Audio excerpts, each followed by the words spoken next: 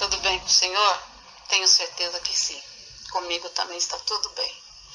Olha, pastor, na minha igreja ontem foi uma catástrofe. Quase ninguém foi para a igreja. Os que foram não subiram no altar. Quem subiu no altar só foi os obreiros. Todos os obreiros subiram no altar para fazer seu sacrifício. Eu também subi, mas eu deixei meu envelope vazio. Alguns subiram, mas também eu não sei se deixaram vazio ou cumpriram. Só sei dizer, pastor, que a igreja ficou vazia. Vazia. E isso é porque a reunião principal é das 9 horas, na minha região. 9 horas. Eu via a cara do pastor, totalmente aquela cara de preocupado.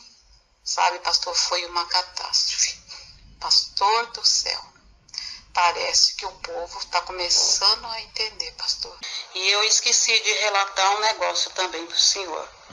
Depois que todo mundo subiu no altar, aí ele pegou, deu outro envelope para as pessoas, que se por acaso não tivesse dado o seu tudo, que as pessoas colocassem o seu tudo, a sua última moeda, e trouxesse no próximo domingo. O senhor falou que o Edir Macedo pediu para as pessoas fazer de novo fogueira santa. Pois é verdade. O pastor deu envelope de novo para aqueles que subiram. É brincadeira, pastor. É brincadeira um negócio desse. Eu fiquei horrorizada. Pastor do céu. Eu estou horrorizada. O diabo está mesmo querendo acabar com nós. Antes de julgar ao vídeo pelo título ou pela capa, você deve ter em mente a seguinte questão: estamos sendo enganados, estamos alienados. E para assistir esse vídeo eu preciso que você descontamine a sua mente de tudo aquilo que você aprendeu dentro deste sistema religioso. A primeira coisa que você deve saber é a seguinte: o que significa a palavra igreja?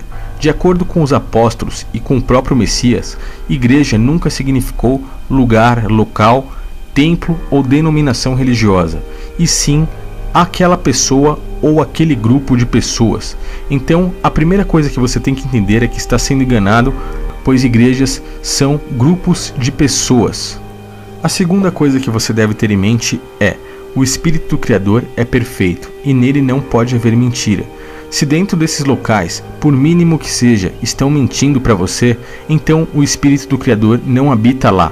E se o seu principal motivo de ir até esses lugares é buscar a Deus, buscar ao Criador, se ele não habita lá, o que é que você faz lá? E se você ainda não entendeu qual é a grande mentira que eles contam para você dentro desses lugares, eu peço que você pegue um papel e uma caneta e também as escrituras, pois eles as consideram como um manual básico de vida aqui na Terra, pois a quantidade de mentiras, por incrível que pareça, é muito grande.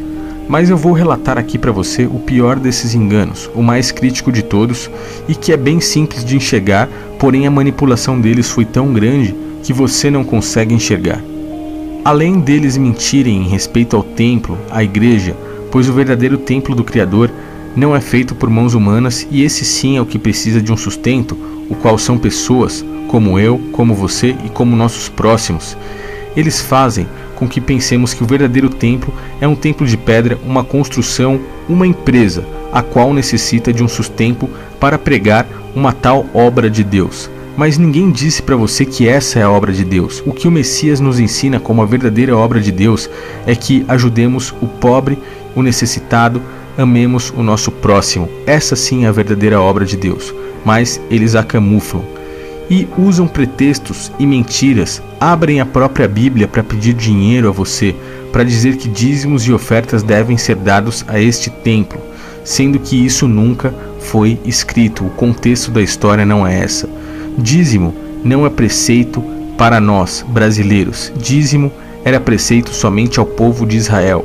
Em Hebreus, diz que somente os levitas, aqueles que pertenciam à tribo de Levi, poderiam receber os dízimos e somente das outras 11 tribos. Estrangeiros, pessoas de fora não poderiam pagar dízimos a estes sacerdotes levitas. Porque eu e você, como brasileiros, devemos entregar nosso dinheiro a esses líderes religiosos que nem levitas são. Outro ponto: dízimo nunca foi dinheiro, eram alimentos, pois os levitas não tinham herança na terra, eles não tinham como plantar e colher dentro do território de Israel. Como eram sacerdotes e cuidavam do tabernáculo, as outras 11 tribos plantavam e colhiam e cada uma davam 10% a eles. Sendo assim, ficariam com 110% e também dividiam com os órfãos, as viúvas e os necessitados. Outros pretextos que mostram a quantidade de mentiras que eles fazem e que você não enxerga são estes: o devorador não é o diabo, e sim um gafanhoto que devoravam aquelas plantações.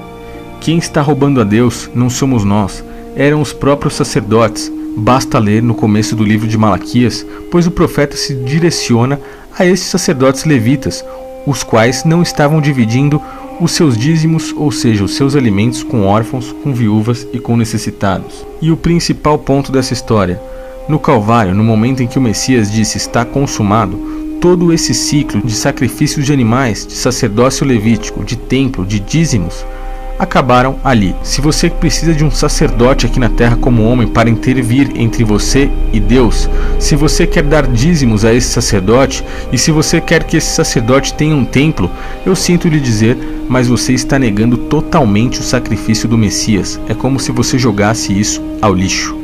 Com certeza você vai me dizer que a sua denominação não pede dízimos, somente ofertas segundo ao seu coração. Cada um dá aquilo que quer. Porém, eu gostaria de saber aonde é que isso está escrito na Bíblia. Com certeza os líderes religiosos vão abrir no livro de 2 Coríntios e vão dizer que aquelas ofertas eram para os santos. Mas quem eram esses santos a não ser os irmãos de outras igrejas, ou seja, de outros grupos de pessoas de outras cidades? O que você não percebeu ali é que um grupo de pessoas, ou seja, uma igreja, juntou bens, alimentos, roupas e até mesmo dinheiro e doou para outro grupo de pessoas, ou seja, para outra igreja. Ninguém, nem líder religioso, nem denominação religiosa, nem empresa religiosa, nem nada ficou com esses bens, não foi para sustento de templo nenhum, e sim uma doação de caridade, de pessoas a pessoas, coisas que dificilmente é vista nos dias de hoje. Pois os próprios líderes religiosos se colocam no lugar desse grupo de pessoas e pegam todo esse dinheiro para eles. O Messias em nenhum momento mandou você ir até uma denominação religiosa, frequentar e fazer cultos litúrgicos, pois o Criador é espírito, ele não precisa de nada físico de nós, e sim que você eleve o seu espírito amando o seu próximo, cuidando do seu próximo. Em todo momento, quando ele fala de riquezas, ele não manda você juntar tesouro nenhum nessa terra material, e sim repartir. O que esses líderes religiosos fazem com tanto dinheiro? Se já receberam uma vida eterna espiritual, por que plantar tanto aqui nessa terra? O próprio Messias nunca teve um templo, nunca teve uma denominação, nunca teve dinheiro em abundância, e se tivesse, iria repartir com muitas outras pessoas que precisavam. E é isso que os apóstolos também fizeram e ensinaram. Porém, mais uma vez te enganaram. E o que é que você faz nesses lugares? Vai atrás de Deus, de o Criador? Vai adorar o próprio Cristo? Parece brincadeira. É triste dizer, mas estamos sendo enganados.